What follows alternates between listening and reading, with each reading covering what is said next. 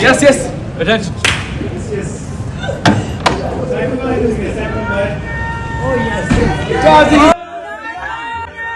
वो एक शख्स कैद में भी मोतबर ठहरा और तुम अपने मोहल्लात में रहकर भी जलील हुए। दोस्तों, लंदन में काजी फाजिसा के साथ कुत्तू वाली होने के बाद लंदन लानत लानत के नारों से गूंज उठा। बिस्ती के बाद वजीर आजम शलवार शरीफ का काजी फाजिसा से टेलीफोनिक राब्ता। आइंदा गाड़ी की डिग्गी में सफर करने पर तबादला ख्याल किया गया। काजी फाजिसा रिटायर होने के बाद पाकिस्तान से ऐसे भागा जैसे पकी हुई फसल उजाड़ के सूअर भागता है।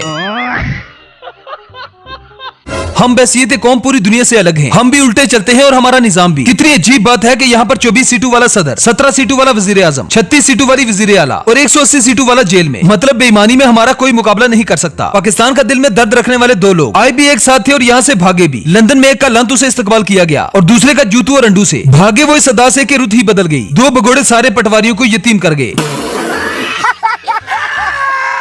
लंदन में एक तरफ काजी फाजिसा पर लानतें बरस रही है और दूसरी तरफ बाऊजी पर अंडे। हेलो, ये सब क्या देखना पड़ रहा है? अच्छा है मैं अंधा हूँ। हेलो।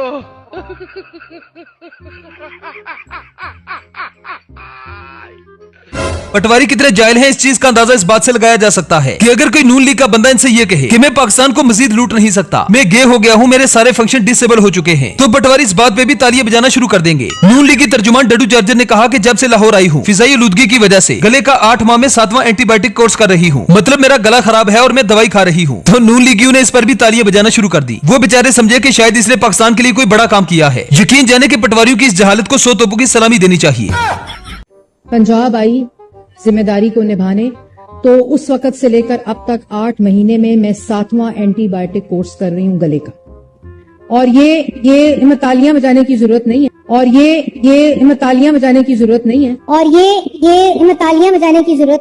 आजकल पाकिस्तान में हर कोई मोहसिन नकवी पर मोहसिन नकवी करता हुआ नजर आता है। मोहसिन नकवी खुद को इस मुल्क का किंग समझ बैठा है। वजीर दाखिला मोहसिन नकवी ने काजी की हिफाजत में ममूर लंदन की पुलिस को मुअत्तल करने का फैसला कर लिया और फौरन मुअत्तली के अहकामात भी जारी कर दिए। इसका बस चले तो ये लंदन पुलिस के शनाख्ती कार्ड भी ब्लॉक कर दे। ये दुनिया का वो वाहिद वजीर दाखिला है जो छोटी से छोटी बात पर भी पाकिस्तानियों को शनाख्ती कार्ड ब्लॉक करने की धमकी देता है। हमारे मुल्क के हुक्मरान भी क्या अजीब हुक्मरान हैं। पूछो असेंबलियों में कैसे आए तो कहते हैं फॉर्म 47 से यानी फ्रॉड करके। जराए आमदन का पूछो तो कहते हैं चोरी चकारी। यकीन जाने कि अब तो मोहसिन नकवी पर मोहसिन नकवी करने का भी दिल नहीं करता। इमरान खान को गोली लगी मगर FIR नहीं काटी गई। काजी फिरौन लंदन भागा, वहाँ पर जलील हुआ और FIR पाकिस्तान में काटी गई। काजी फाजिसा और नवाज शरीफ तो टाइम से लंदन भाग गए। वज़ीर आला पंजाब मरीम नवाज के पेट में भी गुड़गुड़ और मरोड़ के आसार हैं, जिसका इलाज करवाने की उनका कतर जाने का इरादा है। लेकिन मजा तब आएगा जब मोहसिन नकवी के पेट में गुड़गुड़ होगी। लंदन भागने की कोशिश करेगा लेकिन एयरपोर्ट के दरवाजे ही बंद हो जाएंगे और फिर दुनिया देखेगी मोहसिन नकवी को शलवार में मोहसिन नकवी करते हुए। पाकिस्तानियों ने सारी खुशियां मिला के देखी लेकिन काजी फाजिसा की लानते खाने की खुशी का अलग ही लेवल है। नून लीग की तर्जुमान डड्डू चार्जर का कहना है कि रिटायरमेंट के टाइम काजी साहब के चेहरे पर पसीने के साथ साथ हल्की फुल्की शर्मिंदगी भी थी। शायर काजी के लिए ही क्या खूब कहता है, काजी हो सके तो लंदन में अपने लिए इज्जत ढूंढ लेना, मिल जाए अगर हलाल का आटा तो उसे अच्छी तरह से गूंद लेना, करते रहे सारी उम्र जमीरों का सौदा, लानत खाने का दिल कभी करे तो डोनट खाने पाकिस्तान जरूर आना। Yes, yes. Attention.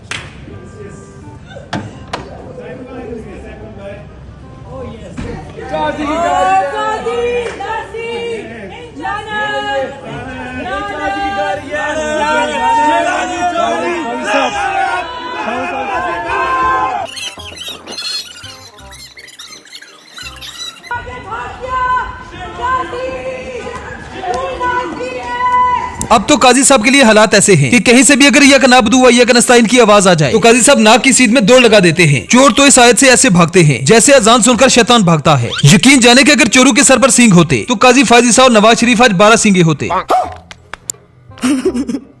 Nawaz Sharif को लंदन से चौथी बार वजीर आजम बनाने के लिए लाया गया था लेकिन जरदारी ने बेचारे को मामू बना दिया। हाँ, वो अलग बात है कि जरदारी खुद कभी दादा नहीं बन सकता। आज नवाज शरीफ की हालत उस फटी हुई शलवार जैसी है जिसको फकत इसलिए पहना जाता है कि मोहसिन नकवी करते वक्त नाड़ा न खोलना पड़े। काजी साहब लोगों को मुहिब्बे वतनी का दर्ज देते थे, कहते थे कि मैं पाकिस्तान से मोहब्बत करता हूँ, पाकिस्तान के आईनो कानून से मोहब्बत करता हूँ। लेकिन जब रिटायरमेंट के बाद मोहब्बत करने का वक्त आया तो काजी साहब ने लंदन की तरफ दौड़ लगा दी। चप्पल छोड़कर भागते हुए कहने लगे कि नवाज शरीफ भी चला गया, मैं यहाँ पर रहकर क्या करूँगा, अब ये मुल्क हमारे रहने के काबिल नहीं रहा। Attention please. PIA की परवाज PK 420 लंदन रवाना होने वाली है। आप सबसे गुजारिश है कि अपने सामान की हिफाजत खुद करें। शुक्रिया। एक लंबे अरसे से हमारी हुकूमत PIA को बेचने के लिए हर मुल्क के फर्दन फर्दन पांव पकड़ रही थी। कम पैसे ही दे दो लेकिन हमारी PIA ले लो, घर में खाने को रोटी नहीं हम मर जाएंगे। ब्लू वर्ल्ड सिटी ने सिर्फ 10 अरब में PIA को बड़ी बेदर्दी से खरीद लिया। हरामखोर हुकूमत ने इससे महंगे तो PTI के पार्लियामेंटेरियन को खरीदा था।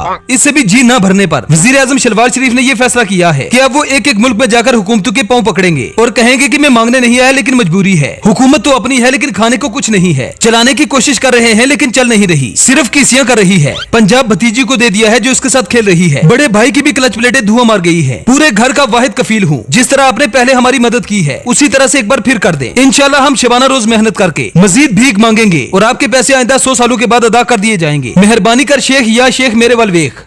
कौन है ये लोग, कहाँ से आते हैं?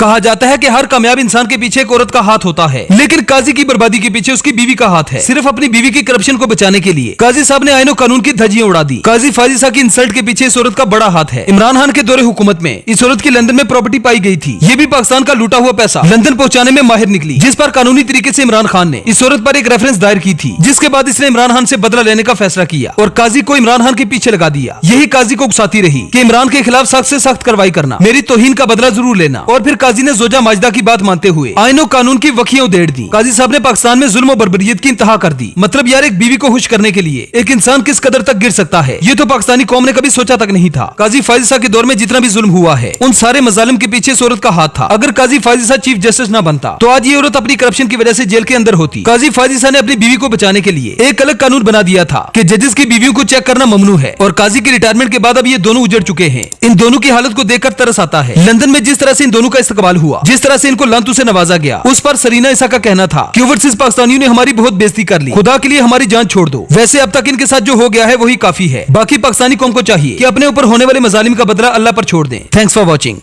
इमरान खान की अहलिया को जेल में डाला गया, उस पर इद्दत जैसा घटिया केस बनाया गया। हमारी माओं की उम्र की खवातीन के गिरेबानों में हाथ डाले गए, उनको रेप थ्रेट्स दिए गए। हमारी खवातीन को जेलों में डाला गया, सड़कों पे घसीटा गया, झूठे मुकदमात बनाए गए, उनके खिलाफ हर तरह की सियासी और इंतकामी कार्रवाइयाँ की गई।